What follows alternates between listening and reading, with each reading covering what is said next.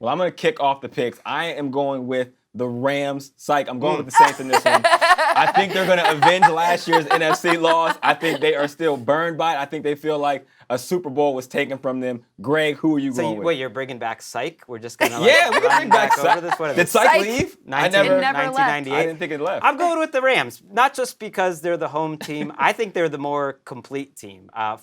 If you stop the run, they can pass. If you pass, they can stop the run.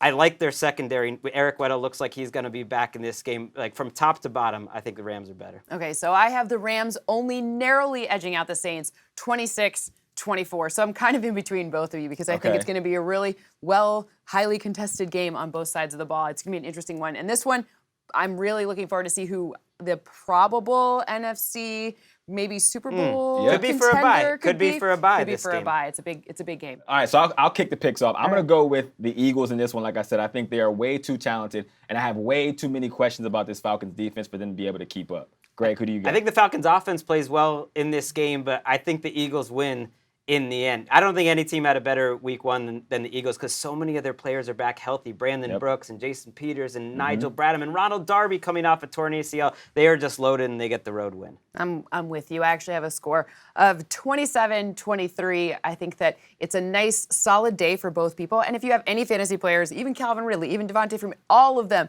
fully playable in this option. Yep. All right, sticking within the division in the NFC East, we're now on to Washington where the Redskins welcome in the Cowboys. You ready? I have Dallas coming out on top, 26-21. 26-21. 26-21. Greg, you. I'm with Cynthia that not only do the Cowboys win, but they end up winning fairly comfortably. Case Keenum, he's professional, but he's not about that shootout life like every single week. That's not the team the Redskins want to be. Do we see Dwayne Haskins? Is there a Dwayne Haskins sighting? No. Case Keenum wasn't their problem. They got problems, but he wasn't it. Are they going to go with Adrian Peterson and give him the ball 55 Well, they times? have to. They don't really have to. Tons of options, Darius Geis with the injury, but Chris Thompson is actually a sneaky good, interesting, short passing guy that could potentially happen. Right, okay. But who's your pick? We're all aligned here. Okay. We're going with the Cowboys. I think the Cowboys Big win or this little? one. I think they win this one big. Okay. They're super talented, you can tell.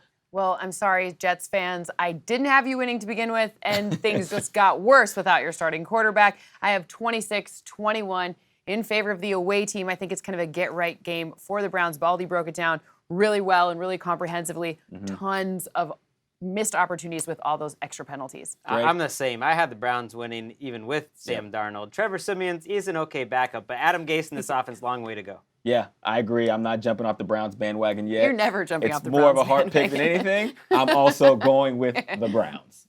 Steelers are favored in this one by 3.5 points. Greg, who you got? I mean, I have the Steelers. You guys wouldn't let me talk to Trey because not only do I think they're going to win, I think they're going to win comfortably. This is my lock of the week. I know that's not even a segment on this show. It's on my podcast. But I'm giving them a mulligan, and I'm concerned about the Steelers, the Seahawks. The offensive line did not play well last week. They're very uneven in their defense, where the linebackers are great, secondary and the defensive line not so much. I think that it's a get-right game for the Steelers. I think the Seahawks are actually more talented than we realize because I think the Bengals are more talented than we realize, and they just squeaked by them a week ago. I feel like the Steelers have a lot of unanswered questions, specifically in their passing game. So I think the Seahawks go in there and get the upset. Cynthia, now tell us how wrong we are. I'm actually completely with you on this one. I had the Seahawks going to Pittsburgh, taking the upset 23-21 in this one, a close upset. I think it's interesting when you look in this game, and you're right, both teams have questions that we didn't answer, but the Seahawks kind of got better as the game progressed, and then the Steelers, I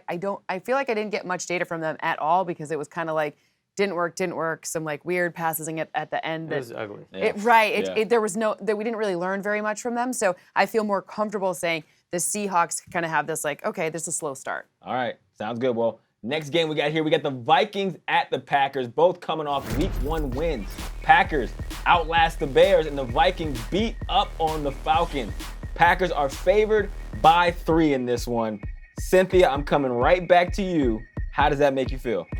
It makes me feel good, happy. Okay, you're comfortable with it. I feel like maybe 3 is, it's maybe 4 is a better situation to find ourselves in. I think I have 24-20 in this one. I think both defenses are kind of better than, we knew Minnesota was going to have a good defense, but the Packers, their defensive front and the pressure that they were able to bring against the Bears, who have a good O-line. They really do. They were missing their tight end in Trey Burton, who's kind of like this chess piece that they use as an extra O-lineman. But other than that, you saw a huge uptick in defensive pressure. Whatever they did in this offseason by going to acquire Zadarius Smith and really doubling down on that in the draft with Rashawn Gary, they've got a great pressure potential and depth in that situation. So I don't know. I like both of these defenses kind of more than I thought I would. Yeah. Preston Smith made a big impact in that game. And then the Smith brothers, the safeties. Darnell Savage is like an early defensive rookie of the year guy to watch. Adrian Amos ends up making a big play. Which is another strategy. They get a safety from Chicago, then get another. I know they're not exactly the same type of safety, but still, like, improve that position. No executive, I think, had a better offseason than Brian Gutekunst. In Green Bay today. Yeah. And Savage and Amos really unlock what Mike Pettin likes to do. He loves to get so multiple. He has 6 defensive backs on the field, and when you have safeties back there that talented, you can do a lot.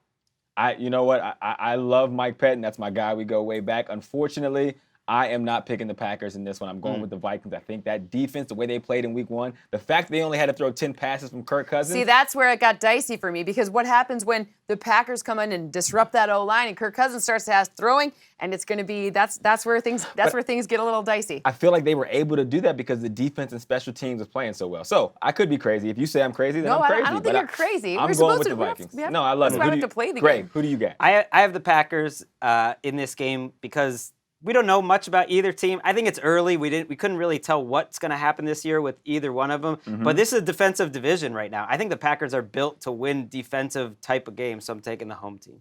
I like it. I'm with All you. right, there you go. Well, we're going to stick right there in the NFC North, where we have the Bears traveling to Denver to take on the Broncos. Both of these teams, 0-1 in the first week. We had the Bears losing to the Packers, and the Broncos took an L to the Raiders. The Bears are favored by 2.5 points. What are we watching for here, Greg?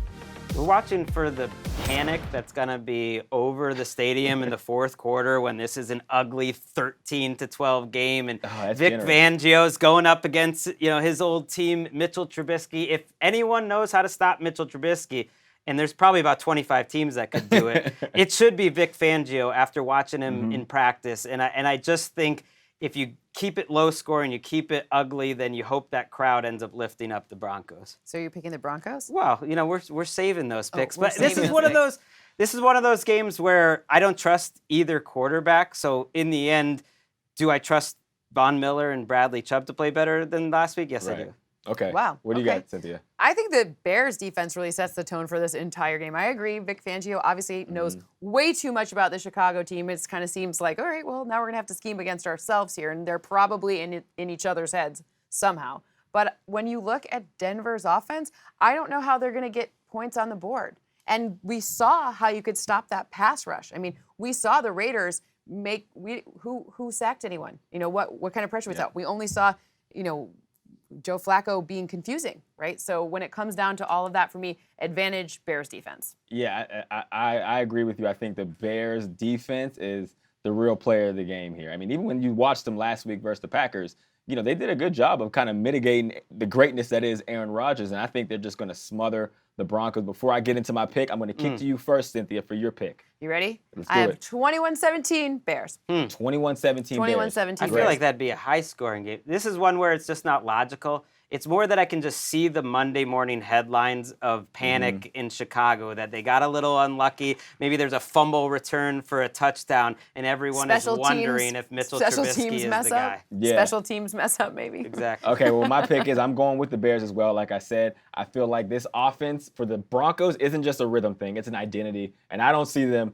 finding their identity anytime soon. Titans, favored in this one by 3. Greg, do you think this Titans defense can do the same thing this week that they did to my Brownies? I don't think you're going to get the benefit of 18 penalties and a Browns team losing their left tackle and losing their minds. And if you look at what the Colts did last week, their offense moved the ball up and down the field. They had 24 points, I think, in 9 drives, and that's including Adam Vinatieri not being able to make a kick. They're one of the nastiest offensive lines in the league. Marlon Mack is getting better and better every year. And Jacoby Brissett, they love him. And I know it's not all just about his leadership, but he made some throws last week. I think this Colts team is going to be feisty. Feisty or like win feisty? Win feisty. Okay. Because they've had the Titans number, and I know that's with Andrew Luck. Yeah. But I'm taking the coaching staff. I'm taking the front office. Like all that didn't leave with Andrew Luck. Okay, I agree with you on that. My problem here is that both defenses are kind of for me, the Titans the source of their strength, and the Colts the source of their what? Not good last week. No, not good last week. And so those two things kind of combined mean the defense for Dean Pease and the Titans, little edge out the defense for the Colts. I think that it wasn't Jacoby Brissett or Marlon Mack or that O-line that was a problem, or T.Y. Hilton for that matter. Yeah. It was other things. And Adam Vinatieri, last time he missed 2 kicks in a game, 1998. Just so you know. Wow. Little fact. I watched every play of the Browns-Titans matchup last week, and I was super impressed with the defense of the Titans. Dean Pease and Vrabel, I think that the team is really preaching and feeling what they're telling them. So I think they're going to come in and really smother the Colts. As much as I love Jacoby, I do not think he's going to be able to dice up this defense. I completely agree. It's like Kevin Byard, all of their defensive backs drive my projection 23-20 home team. Titans take this one. They go 2-0. Okay, what do you got? I have the Colts with a road upset this week. I think their defense is better than they showed. And the Titans are one of those matchup teams. Sometimes they call the perfect game, but talent-wise, I think they're middle of the pack. Listen, I can't go against the Titans. They beat the eventual Super Bowl champs last week in the Cleveland Browns. So I got them. I was like, who? I was like, they made the Patriots? What? I got them winning again this week. Hopefully that one is as good as Indy's game last week. Now time to take a look at a few more game picks here. Cynthia, what's standing out to you? You know, I think the Patriots and Dolphins, everyone thinks it's going to be just so much more lopsided than this. I think this is one that kind of stays like more Patriots in September, which is a slower pace, not quite 59 points like we saw last week. Just, you know, a nice, solid win. They're going to play the same play over and over again in the second half. Keep it just a little slower. The former Patriots coaches both took Bill Belichick out last year. Also Matt another Patricia and Mike classmate. Vrabel. That's true. That Brian is very Flores true. went to college with him too. It's a big Boston College day here at GameDay View.